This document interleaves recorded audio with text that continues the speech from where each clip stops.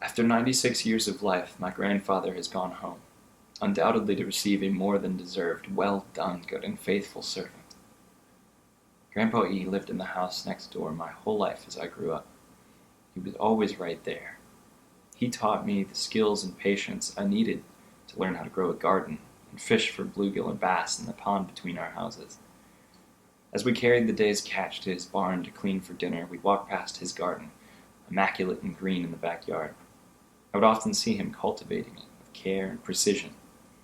The strawberries and sweet corn he grew and the fish we fried together made for the best summer evenings of my childhood. While gathered around the table, fish fried, sweet corn buttered, and strawberries sugared, he always chuckled that I had picked up his habits when describing how huge the whopper was we'd seen that day, using an index and middle finger on each hand to emphatically show my own fish stories. He embodied what it was to be strong and steady, morally grounded, and wise with experience. One day we were taking a short drive together, and we passed his childhood farm and the one-room schoolhouse he attended for his primary education, no more than 4 miles from our contemporary homes. He began to share with me a story about how the road we now drove upon was just a muddy dirt track when he was a kid. He said the ruts used to get so bad that cars and wagons would get hung up on their axles. After this, he fell thoughtfully silent for a moment, then remarked something to me that I will never forget for as long as I live.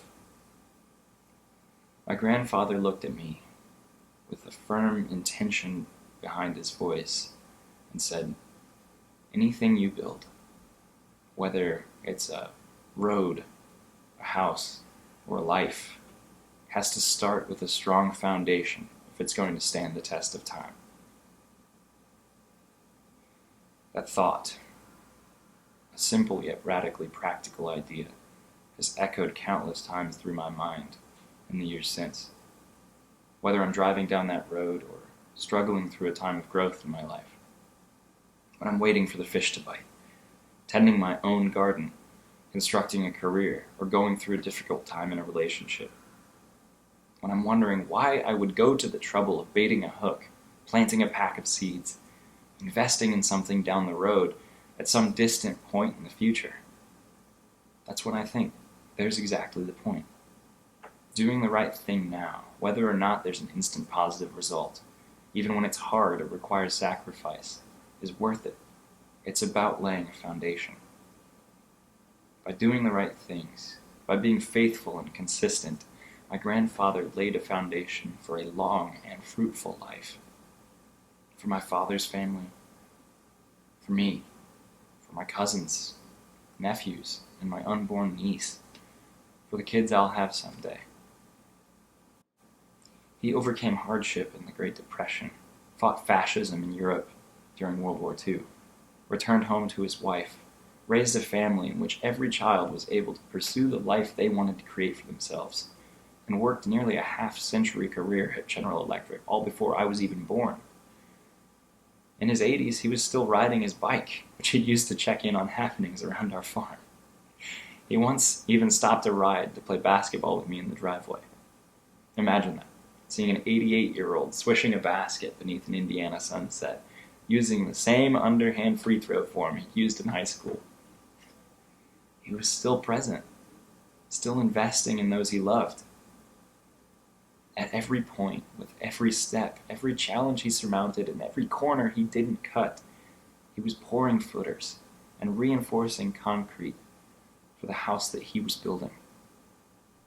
The house that now shelters me and my whole family of his descendants from life's ups and downs, its uncertainties. He was constant, always someone I could be certain of, well-founded, unbreakable. I loved him deeply. I looked up to him.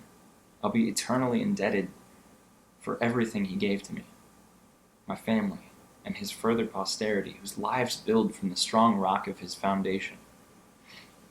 Eventually, I chose to leave the safety of home and proximity, out from under his roof, so to speak. I became a storyteller and moved to New York, just miles from where his ship landed coming back from the war. to invest in my further growth, to put in some hard work building my own life. He made a point many times on the phone and when I'd see him on a trip home to tell me that he believes in me and that he's proud of me. I had the confidence to take such a risk because I knew I was carrying the materials and knowledge I needed to construct my own foundations. I learned from the best. Be at peace, Grandpa. I'll carry your legacy onward from here. Thank you for the fruits from the garden you tended. Thank you for not compromising. Thank you for your life. Know you ran your race well. Please hug Grandma for me. I hope you catch the biggest fish in heaven.